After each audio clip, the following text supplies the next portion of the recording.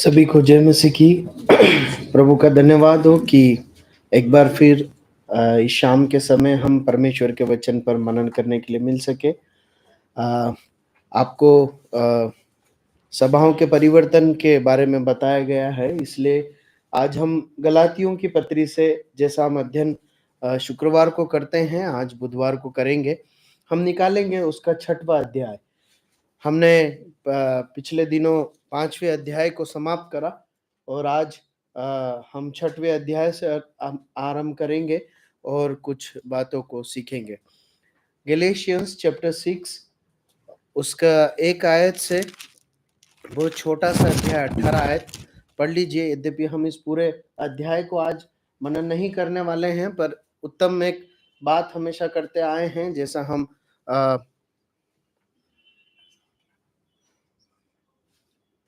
हे भाइयों, यदि कोई मनुष्य किसी अपराध में पकड़ा भी जाए, तो तुम जो आत्मिक हो नम्रता के साथ ऐसे ऐसे को संभालो और अपनी भी चौकसी रखो कि तुम भी परीक्षा में न पड़ो। तुम एक दूसरे को के भार उठाओ और इस प्रकार मसीह की व्यवस्था को पूरी करो। क्योंकि यदि कोई कुछ न होने पर भी अपने आप को कुछ समझता है, तो अपने आप को धोखा देता है। पर हर एक अपने ही काम को जांच ले और तब दूसरे के विषय में नहीं परंतु अपने ही विषय में उसको घमंड करने का अवसर होगा, क्योंकि हर एक व्यक्ति अपना ही बोझ उठाएगा। जो वचन की शिक्षा पाता है वह सब अच्छी वस्तुओं में सिखाने वाले को भागी करे। धोखा न खाओ, परमेश्वर छट्टों में नहीं उड़ाया जाता, क्योंकि मनुष्य जो कुछ बोता है वही काटेगा। क्योंकि जो अपने शरीर के लिए बोता है वह शरीर के द्वारा विनाश भी कटनी काटेगा, और जो आत्मा के लिए बोता है वह आत्मा के द्वारा अनंत जीवन की कटनी काटेगा। हम भले काम करने में हियाव न छोड़े, क्योंकि यदि हम ढीले न हो तो ठीक समय पर कटनी काटेंगे। इसलिए जहाँ तक अवसर मिले हम सब के साथ भलाई करें, विशेष करके विश्वासी भाइयों के साथ। देखो, मैंने कैसे बड़े बड़े अक्षरों में तुमको अपने हाथ से लिखा है। जितने लोग मेरी दिखावा चाहते हैं, वे तुम्हारे खतना करवाने के लिए दबाव देते हैं, केवल इसीलिए कि वे मसीह में क्रूस के कारण सताए न जाए। क्योंकि खतना करने वाले आप तो व्यवस्था पर नहीं चलते, पर तुम्हारा खतना कराना इसलिए चाहते कि तुम्हारी शारीरिक दशा पर घमंड करे। पर ऐसा न हो कि मैं किसी बात का घमंड करूं, केवल हमारे प्रभु यीशु मसीह के क्रूस का, जिसके द्वारा संसार मेरी दृष्टि और मैं संसार की दृष्टि में क्रूस पर चढ़ाया गया हूँ। क्योंकि न खतना और न खतना रहित कुछ है, परंतु नई सृष्टि, और जितने इस नियम पर चलेंगे उन पर परमेश्वर के इस्राएल पर शांति और दया होती रहे। आगे कोई मुझे दुख न दे, क्योंकि मैं यीशु के दावों को अपनी देह के लिए कहता हूँ। हे भाइयों, हमारे प्रभु यीशु मसीह का अनुग्रह तुम्हारी आत्मा के साथ रहे। आमीन। परमेश्वर अपने वचन के पढ़े और सुने जाने पर अधिकाई से आशीष दे और हमें इसमें से मनन करने के लिए मदद करे। 6 अध्याय की पहली आयत में इस प्रकार लिखा है, हे भाइयों, यदि कोई मनुष्य किसी अपराध में पकड़ा भी जाए, तो तुम जो आत्मिक हो नम्रता के साथ ऐसों को संभालो और अपनी भी चौकसी रखो कि तुम भी परीक्षा में न पड़ो। जब हम इस अध्याय तक, मतलब 5वें अध्याय के अंत तक नहीं पहुंचे थे, तो उसके कुछ समय पहले जब मैं इस भाग को पढ़ रहा था, 6ठे अध्याय को, तो मेरे मन में एक विचार आया कि अ, अ, ऐसा क्यों है कि पौलुस यहाँ पर एक व्यक्ति, एक विश्वासी व्यक्ति जो पाप में गिर गया है, उसके साथ कैसे व्यवहार करना चाहिए कलीसिया को, या उसे कैसे डील करना, उस बारे में सिखा रहा है। जबकि इस पत्री का जो है वस्तु विषय है वो ये नहीं है ना। हम अभी तक देखते आए हैं कि इस पत्री का सब्जेक्ट कुछ और है। मैं काफी सोचा कि इस पर ढूंढूं और इस पत्री को भी देखूं कि आखिर ये क्यों, मतलब इस प्रकार से यहाँ क्यों आरंभ किया गया है। लेकिन जब पिछले दिनों 5वां अध्याय का मनन करते हुए हम आगे बढ़े और लगभग 1 से अधिक सभाओं में जब इसे समझकर हमने इस 5वें अध्याय को समाप्त किया, तो उसके संदर्भ में जब हम देखते हैं तो समझ में आता है कि 6वें अध्याय में इस एक विषय को सिखाना कलीसिया को बहुत ज़रूरी है ना? तो अगर 6वें अध्याय को समझना है उसकी पहली 2 आयतों को और आगे की आयतों को समझना है, तो 5वें अध्याय के अंतिम भाग में, विशेषकर उसके 13 से 26 में जो बातें हमने सीखी, उसे हृदय में रखकर उसे दोहराते हुए आगे बढ़ना बहुत ज़रूरी है। तो हमने क्या सीखा था 5वें अध्याय के अंतिम भागों में? हमने मुख्य रूप से अनेक बातों को सीखा था, लेकिन मुख्य रूप से हमने इस बात को देखा था कि एक विश्वासी के अंदर, एक व्यक्ति जिसने प्रभु यीशु मसीह पर विश्वास किया, उसके अंदर 2 प्रकार के स्वभाव है ना? उसके अंदर 2 प्रकार की इच्छाएँ हैं। क्या-क्या हैं? एक है शारीरिक इच्छाएँ या पुराना स्वभाव, और एक है आत्मिक इच्छाएँ या नया स्वभाव। पिछले सप्ताह हमने बहुत विस्तृत में इस बात को देखा था। ये जो शारीरिक इच्छाएँ है ना, ये एक विश्वासी के अंदर शारीरिक या सांसारिक कार्य करने के लिए प्रभाव डालती है। हमारे पाप का जो स्वभाव है ये जो हमारा पुराना स्वभाव है, जो हमारी शारीरिक इच्छा है, ये हमारे पाप के स्वभाव से प्रेरित है। ये हमारे अंदर संसार की बातों को करने या उसकी इच्छा को पूरी करने के लिए हमें प्रोत्साहित करती या हमारे अंदर प्रलोभन डालती।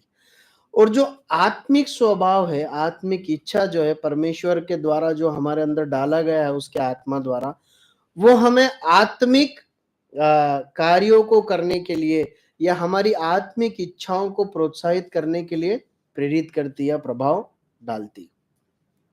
अब देखिए एक विश्वासी की अवस्था क्या है? हमने ये सब देखा है पिछले समय, उसे देखते हुए हम आगे बढ़ रहे हैं।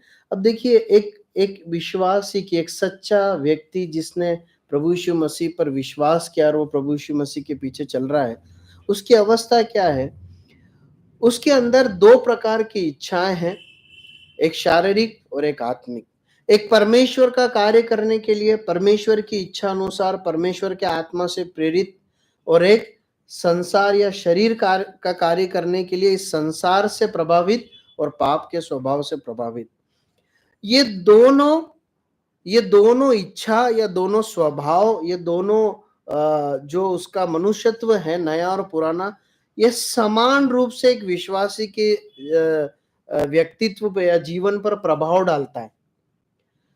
समान रूप से डालता है और निरंतर डालता रहता है। हमने ये बात पिछले सप्ताह भी देखी थी।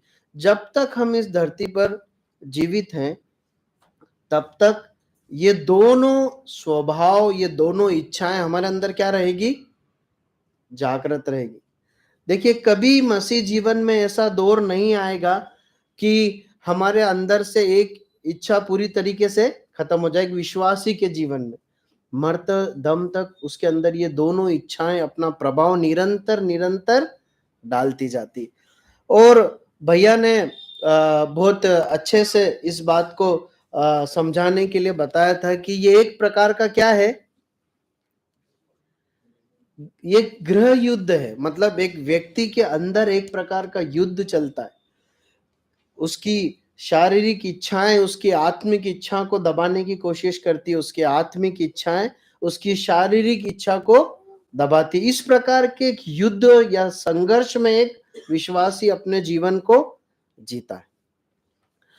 अब 6वां अध्याय जब आरंभ होता है, तो वहाँ पर इस प्रकार लिखा है, क्या लिखा है एक बार पढ़ लीजिए। हे भाइयों, यदि कोई मनुष्य किसी अपराध में पकड़ा भी जाए, तो तुम जो आत्मिक हो नम्रता के साथ ऐसे को संभालो और अपनी भी चौकसी रखो कि तुम भी परीक्षा में ना पड़ो।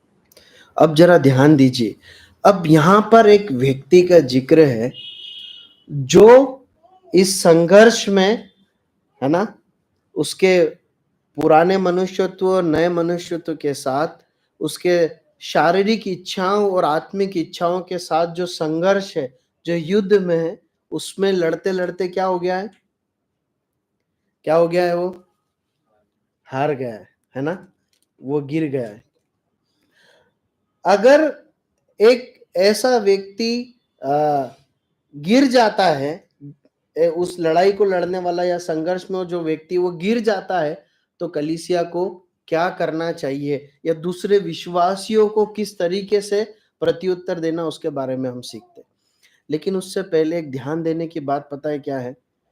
इस पूरे संदर्भ के साथ जब हम 6वें अध्याय में प्रवेश करते हैं ना, तो एक बात स्पष्ट समझ में आती है, ये व्यक्ति जो यहाँ पर गिर गया है ना, ये व्यक्ति आदतन पाप करने वाला एक व्यक्ति नहीं है। आप समझ रहे हैं?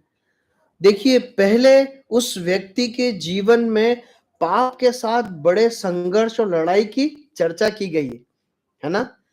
पूरे 5वें अध्याय की 16 आयत से 26 तक हम यही देखते हैं। उसके बाद ये लिखा गया है कि कोई गिर जाए तो, है ना? इसका मतलब परमेश्वर का वचन कहीं पर भी आदतन पाप करने के बात को एक व्यक्ति के जीवन में कभी भी प्रोत्साहित नहीं करता।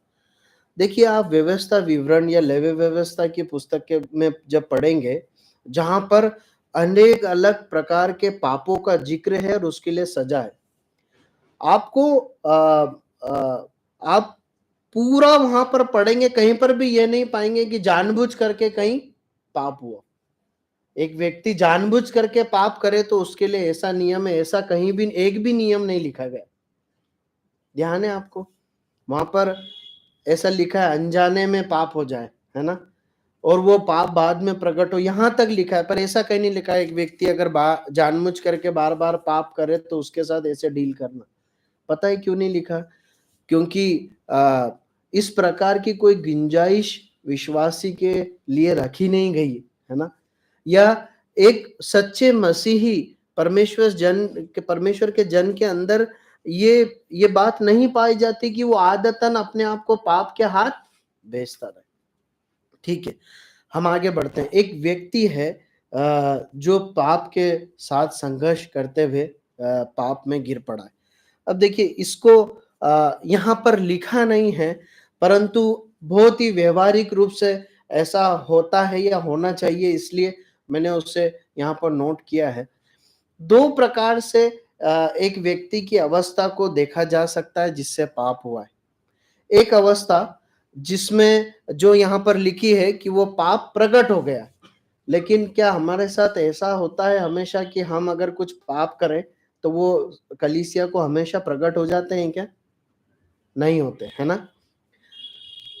प्रायः या ज्यादातर एक विश्वासी के जीवन में ऐसा ही होता है कि जब वो पाप करता है तो या तो उसके विचारों में वो पाप होता है, या दृष्टि के द्वारा होता है, या उसके गुप्त जीवन में होता है जब वो अकेला है, या फिर वो कलीसिया से दूर है। ज्यादातर ऐसा ही होता है संघर्ष में। अगर ऐसा हो तो क्या करना? 2 बातें मुख्य रूप से देखकर हम अपने विषय पर, अपने भाग पर लौटेंगे। पहली बात, तुरंत पाप को अंगीकार करना। जल्दी से एक आयत को पढ़े। पहला यूहन्ना 1 जॉन चैप्टर 2 1 और 2 और चैप्टर 1 8 और 9। पहला यूहन्ना 2 अध्याय 1 और 2 आयत, और पहला अध्याय के 8 और 9 आयत। 1 जॉन चैप्टर 2 वर्स 1 और 2 एंड चैप्टर 1 वर्स 8 और 9। जल्दी पढ़े। हे मेरे बालकों, मैं ये बातें तुम्हें इसलिए लिखता हूँ कि तुम पाप न करो, और यदि कोई पाप करे तो पिता के पास हमारा एक सहायक है, अर्थात धार्मिक यीशु मसीह, और वही हमारे पापों का प्रायश्चित है, और केवल हमारे ही नहीं वरन सारे जगत के पापों का भी। उस 8 और 9, एक का 8 और 9। यदि हम कहें कि हम में कुछ भी पाप नहीं तो अपने आप को धोखा देते हैं और हम में सत्य नहीं। यदि हम अपने पापों को मान ले तो वह हमारे पापों को क्षमा करने और हमें सब अधर्म से शुद्ध करने में विश्वासियों और धर्मी है। ठीक है, अब पहली बात जो हम यहाँ सीखते हैं, जब भी हमसे पाप होता है, हमें दौड़कर हमारे परमेश्वर पिता हमारे प्रभु यीशु के पास जाना है, पाप को अंगीकार करना है, क्षमा मांगना है, उसे छोड़ देने का अनुग्रह मांगकर आगे बढ़ना है। देखिए, एक सच्चे विश्वासी की पहचान क्या है मालूम है? एक सच्चे विश्वासी की पहचान ये नहीं है कि वो पाप नहीं करता, परंतु उसकी पहचान ये है कि वो पाप में बहुत एंजॉय नहीं करता, या वो उसमें पड़े नहीं रहता। एक सच्चे विश्वासी की पहचान ये है कि वो पाप के प्रलोभन में गिर सकता है, लेकिन उसमें गिरने के बाद वो बहुत ही बेचैनी का जीवन जिएगा। उसके मन में एक अजीब सी अशांति होगी, है ना? ये वो व्यक्ति जानता है। उसका मन उसे कचोटेगा। परमेश्वर का आत्मा, परमेश्वर का बीज जो उसके अंदर डाला गया है, परमेश्वर का जीवन जो उसके अंदर डाला गया है ना, वो उसे सामान्य रूप से जीने नहीं देगा। इसलिए वो व्यक्ति क्या करेगा? परमेश्वर पिता के पास, अपने प्रभु यीशु मसीह के पास जाएगा, अपने पापों को मानेगा कि मुझसे पाप हुआ, मैं गिर गया हूं, क्षमा मांगेगा कि मुझे क्षमा करे। वहां पर लिखा है यूहन्ना के पत्री में कि प्रभु यीशु मसीह हमारे पापों का क्या है? प्रायश्चित है। देखिए, हम है ना अपने पाप को करने के बाद उसकी कीमत चुकाकर क्षमा नहीं पा सकते, है ना? प्रभु यीशु मसीह ने वो कीमत चुकाई है। प्रभु यीशु मसीह के उस बलिदान में उसने जो कीमत चुकाई है, उसमें माफी मांगना और इस समर्पण के साथ आगे बढ़ना कि प्रभु, मैं अब ये पाप वापस नहीं करूंगा, आप मुझे इस बात का अनुग्रह दीजिए। ये एक पहला कदम है एक व्यक्ति को, एक विश्वासी को उठाना है जब उससे पाप होता है। उसके बाद एक दूसरा कदम जो उसके लिए बहुत सहायक हो सकता है, उसको वापस उस पाप में न गिरने में सहायक हो सकता है, मजबूत जीवन जीने में सहायक हो सकता है, वो ये है कि अपने से परिपक्व विश्वासी को या कलीसिया के अगुवे को अपने इस गिरावट के बारे में या अपने इस संघर्ष के बारे में बताना।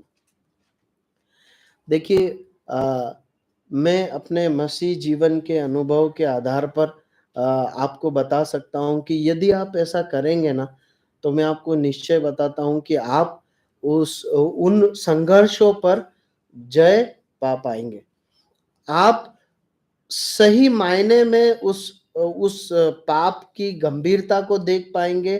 परमेश्वर का वचन उसमें क्या सिखाता है, इस बात को उस परिपक्व विश्वासी के द्वारा देख पाएंगे, और वो आपको उसमें से निकलने के लिए मदद करेंगे।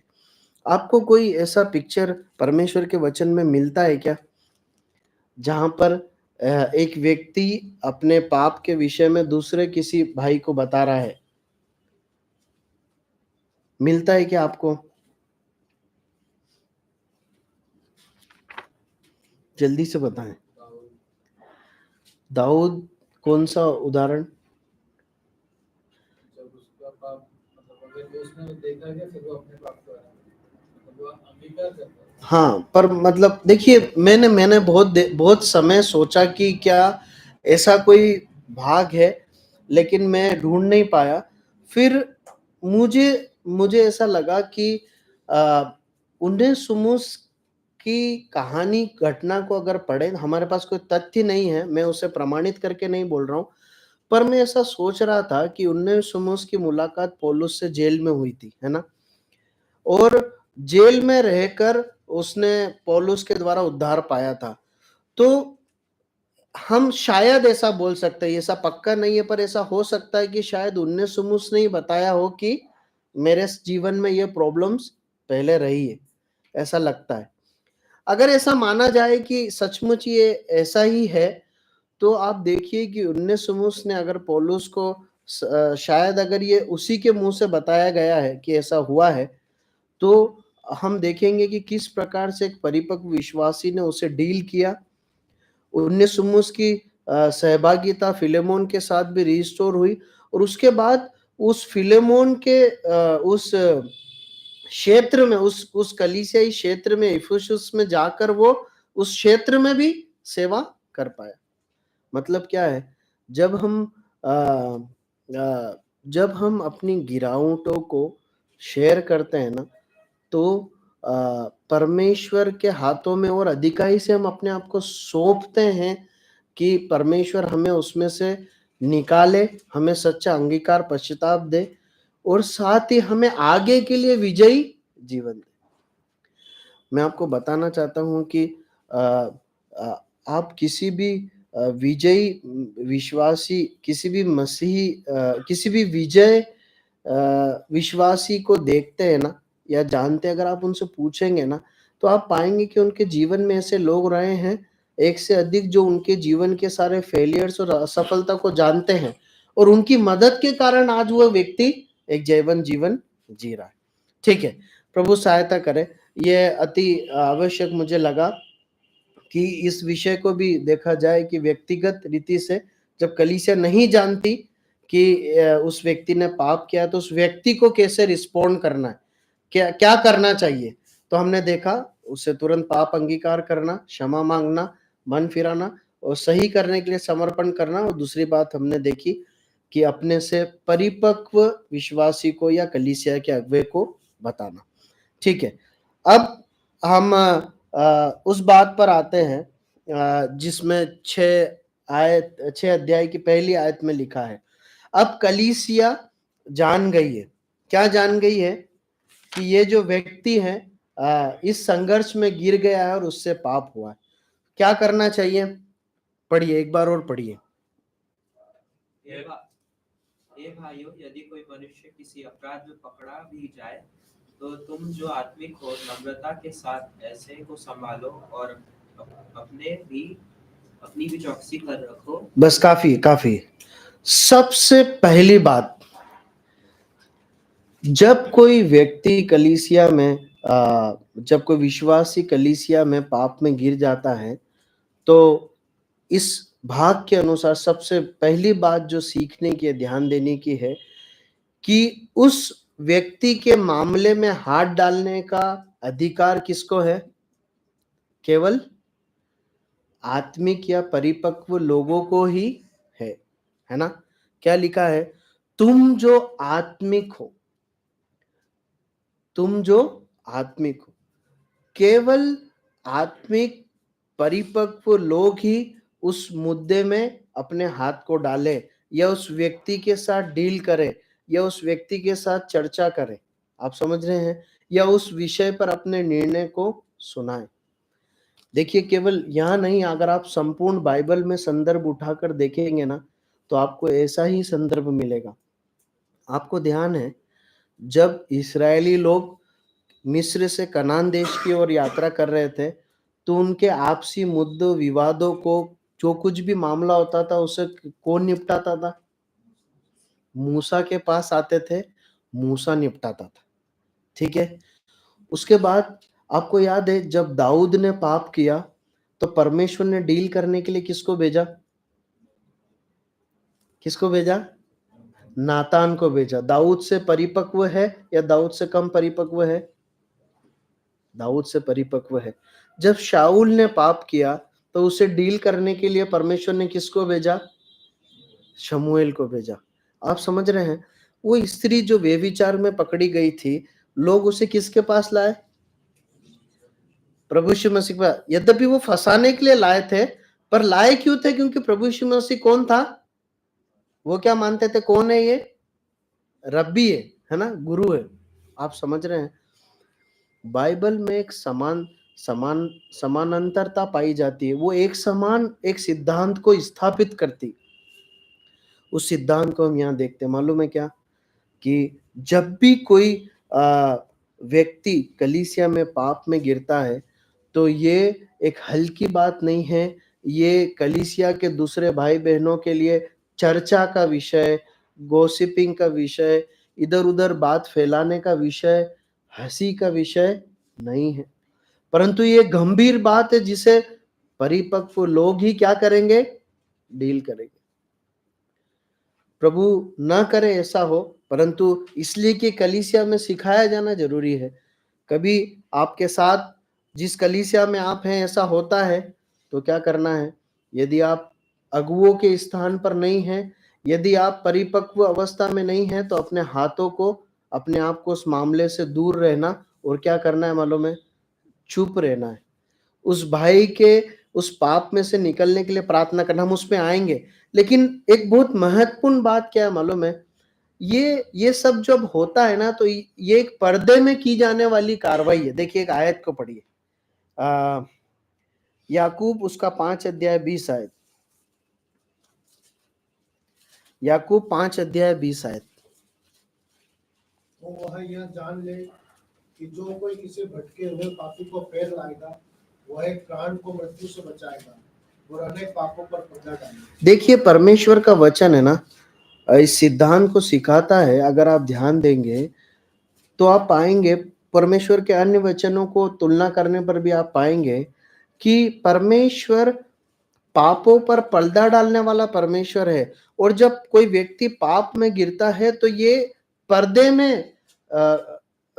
में रखकर डील किया जाने वाला एक विषय है, न कि चौराहे पर चर्चा या तमाशा बनाने का एक विषय। आप समझ रहे हैं मैं क्या बोल रहा हूं? जब आदम और हवा ने पाप किया, परमेश्वर ने क्या किया?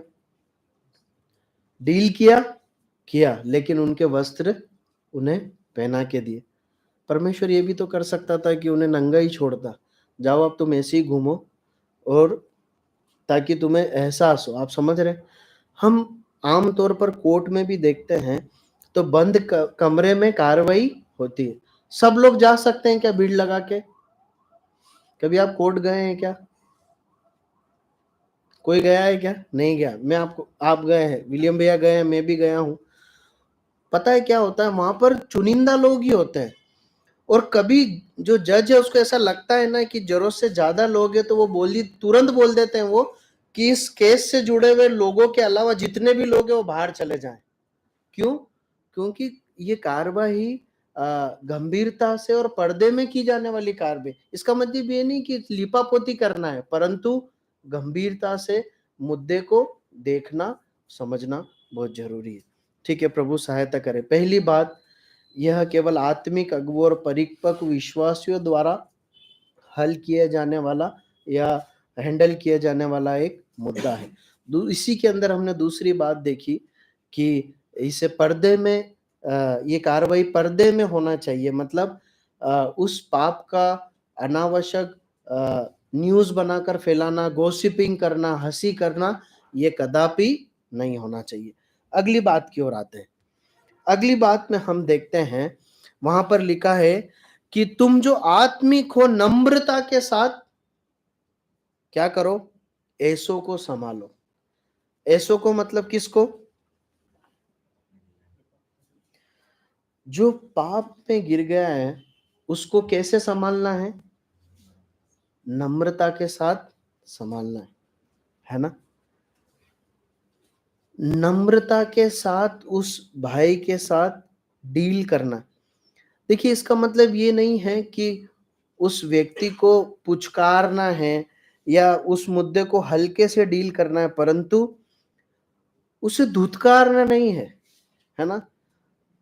उस व्यक्ति के साथ शारीरिक रीति से अनावश्यक कठोर या अनुचित शब्दों के साथ डील नहीं करना है भैया।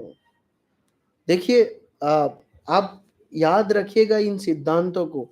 यह एक आत्मिक एक क्रिया है। जब एक व्यक्ति के साथ डील किया जा रहा है, उसके रास्ते भी, उसके शब्द भी, उसका व्यवहार भी, उसका तरीका भी क्या होना चाहिए? आत्मिक होना चाहिए।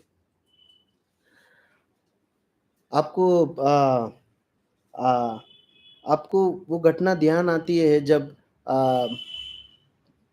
पतरस चेले प्रभु यीशु मसीह को छोड़कर चले गए और पतरस ने प्रभु यीशु मसीह का इनकार किया। प्रभु यीशु मसीह ने कैसे डील किया? कैसे देखते हैं हम? कैसे देखते हैं? क्रोध में देखते हैं। वहां पर एक ही शब्द लिखा है कि क्या करा प्रभु यीशु मसीह ने? आपको याद है जब 3 बार इनकार किया तो प्रभु यीशु मसीह ने पतरस को देखा, है ना? और उसके बाद लिखा है पतरस फूट फूट कर बाहर जाकर रोने लगा। ये है एक तरीका प्रभु यीशु मसीह को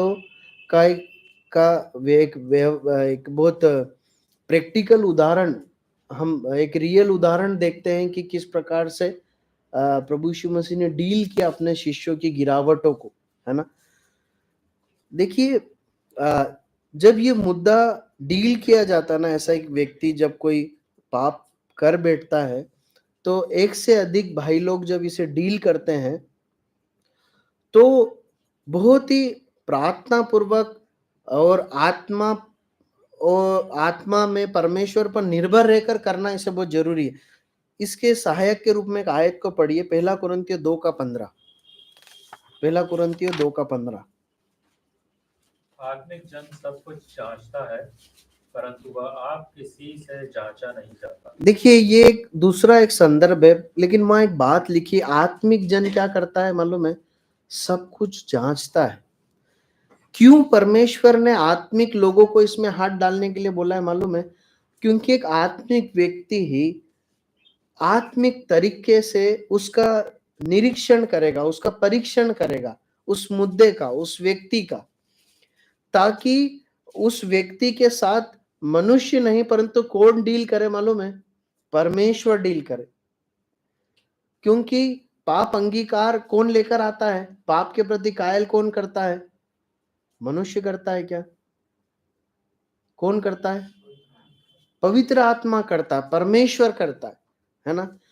तो यदि एक व्यक्ति गिरा है तो उसे वापस उठने के लिए पता है किस प्रक्रिया की जरूरत है? एक आत्मिक प्रक्रिया की जरूरत है। आत्मिक रीति से उसे उसके पाप को अंगीकार दिलवाने की जरूरत है। आत्मिक तरीके से उस व्यक्ति के अंदर एक सच्चा पश्चाताप आने की जरूरत है। एक समर्पण आने की जरूरत है कि मैं अब इसमें से अपने आप को निकाल दूंगा, मैं इसमें नहीं करूंगा। क्या यह मनुष्य की ताकत से संभव है? नहीं संभव है। इसीलिए आत्मिक तरीके से इस मुद्दे को डील किया जाना बहुत जरूरी है, नम्रता के साथ, है ना।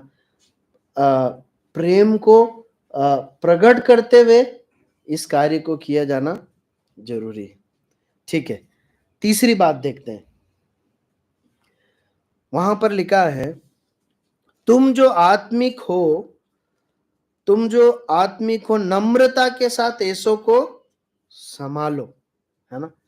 इंग्लिश में कैसा लिखा, पढ़ेंगे क्या? You should, the brothers, if someone is caught in a sin, you who are spiritual should restore him gently. Restore him, उसे पुनः स्थापित करना, उसे संभालना। देखिए एक विश्वासी गिर सकता है, परमेश्वर का वचन इस सच्चाई को बताता है, लेकिन एक सिद्धांत को भी सिखाता है कि दूसरे विश्वासी को जो गिरे नहीं है क्या करना है? उसे वापस उसे पड़े रहने देना है क्या? नहीं, उसे वापस वहां से उठाना है। वापस उठाकर क्या करना है?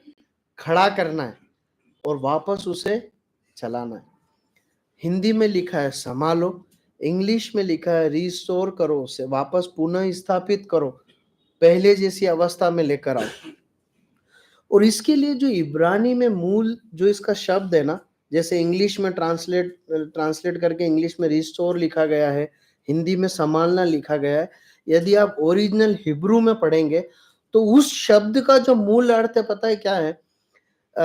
हड्डियों को जोड़ने का जो कार्य किया जाता है, या मछुआरे जब जाल को रिपेयर करते हैं ना, तो वो रिपेयर करने का जो काम किया जाता है ना, वो उसके लिए जो शब्द उपयोग होता है वो शब्द यहाँ पर उपयोग किया गया। आप समझ रहे हैं? हड्डियों को जोड़ने के लिए या जालों को एक साथ वापस रिपेयर करने, बांधने, गूंथने के लिए जो शब्द यूज किया जाता है, सेम वही अर्थ यहाँ पर दिया गया ओरिजिनल हिब्रू भाषा में। देखिए कितना गंभीर बात है जो परमेश्वर का वचन यहाँ पर सिखाता है। इस कदर उस व्यक्ति को क्या करना है? अपने साथ वापस जोड़ना है। इस कदर उस व्यक्ति को संभाल के वापस परमेश्वर के साथ की सहभागिता में खड़ा करना। देखिए हो सकता है कि ऐसा करने के लिए कई बार कलीसिया में उस व्यक्ति के प्रति अनुशासनात्मक कार्रवाई भी करनी पड़ती है, डिसिप्लिनरी एक्शन भी लेना पड़ता है। कलीसिया को कई बार उसे आत्मिक दंड से दंडित करना पड़ता है, परंतु एकमात्र उद्देश्य क्या है? रिस्टोरेशन। उसको नीचा दिखाना, उसको लोगों के सामने लज्जित करना नहीं है, परंतु उसके अंदर एक सच्चा पश्चाताप उत्पन्न होने के लिए ये जरूरी है। जब आप परमेश्वर के वचन में परमेश्वर को सीधे डील करते हुए देखते हैं अपने लोगों के साथ, तो आप देखते हैं परमेश्वर ने दंड भी दिया लेकिन करुणा भी दिखाई, रिस्टोरेशन भी दिया। आप उत्पत्ति की पुस्तक से आगे की ओर पढ़ते जाइए, आप हर एक व्यक्ति के साथ देखेंगे परमेश्वर ने अनुशासनात्मक कार्रवाई तो की, लेकिन अपनी करुणा और अनुग्रह को और अपने साथ के रिस्टोरेशन को भी उस व्यक्ति को जरूर दिया। प्रभु सहायता करे। ठीक है, आगे बढ़ते हैं, अगली बात की ओर बढ़ते हैं। वहां पर लिखा है, ऐसों को संभालो और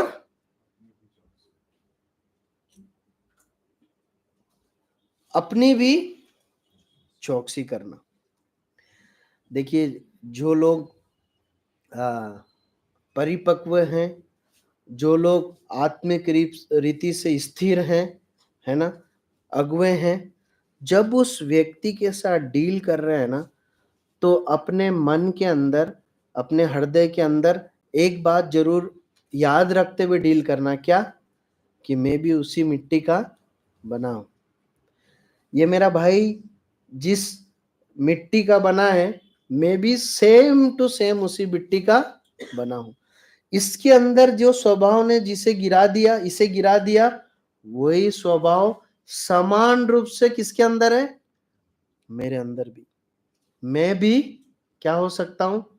गिर सकता हूं, मैं भी गिर सकता हूं।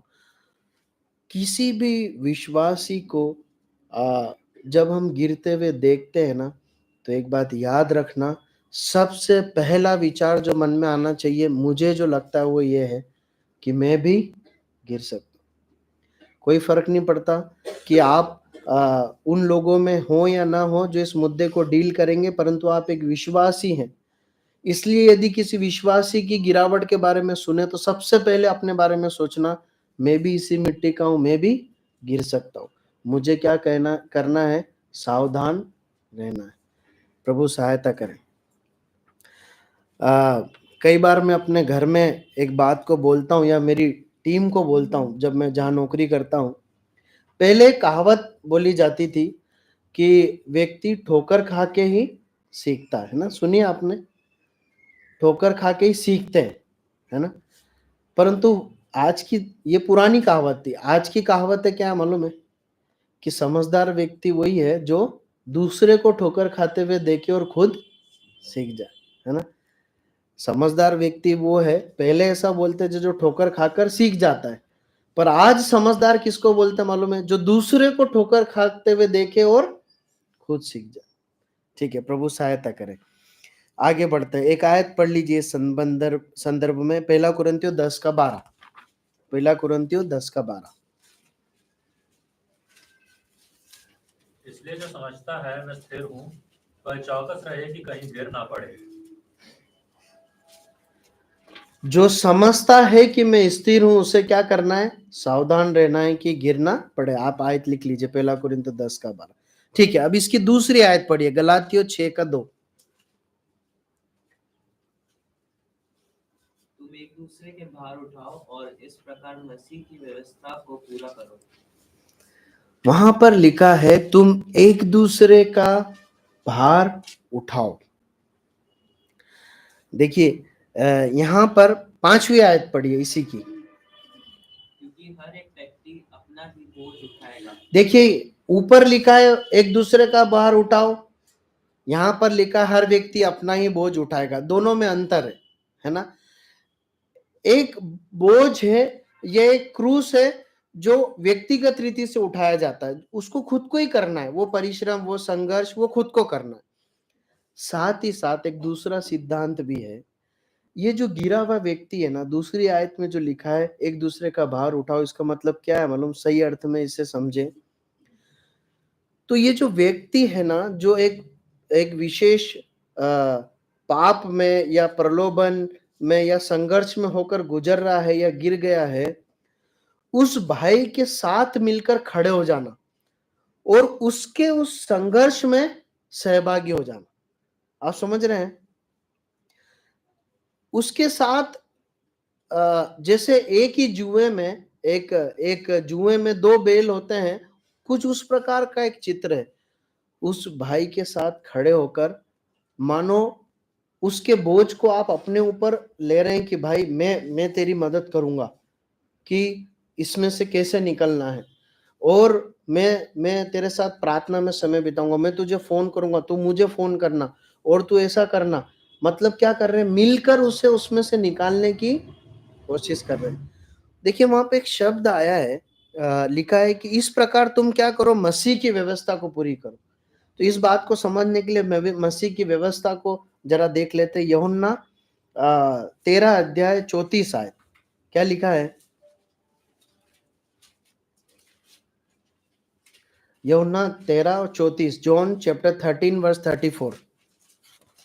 मैं तुम्हें एक नई आज्ञा देता हूँ कि देखिए मैं तुम्हें एक नई आज्ञा देता हूँ, एक नई व्यवस्था दे रहा है प्रभु यीशु मसीह। क्या है?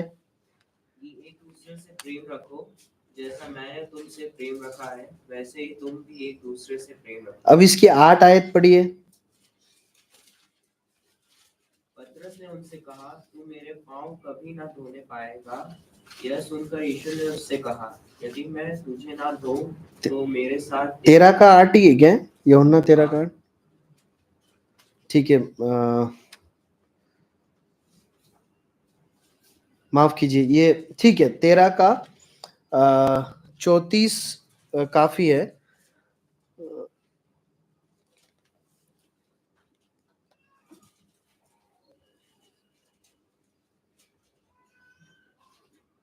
ठीक है, उस 13 के 8 को हटाइए क्योंकि वो शायद मुझसे कोई नोट करने में कहीं गलती हुई है। वहां पर लिखा है तुम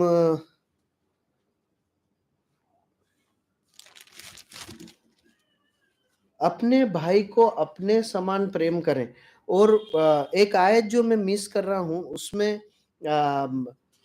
एक दूसरे के भार को उठाने के विषय में एक रेफरेंस मुझे मिला था, जहां पर दोनों को मिलाकर अगर हम मनन करें तो समझ में आता है कि जैसे मैं खुद उस परीक्षा में हूं ऐसे उस भाई की मदद करना, है ना?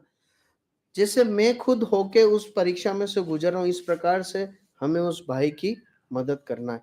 तो यहाँ पर हम वापस गलातियों में आ जाएंगे, जहां पर लिखा एक दूसरे का भार उठाओ और मसीह की व्यवस्था को पूरा करो।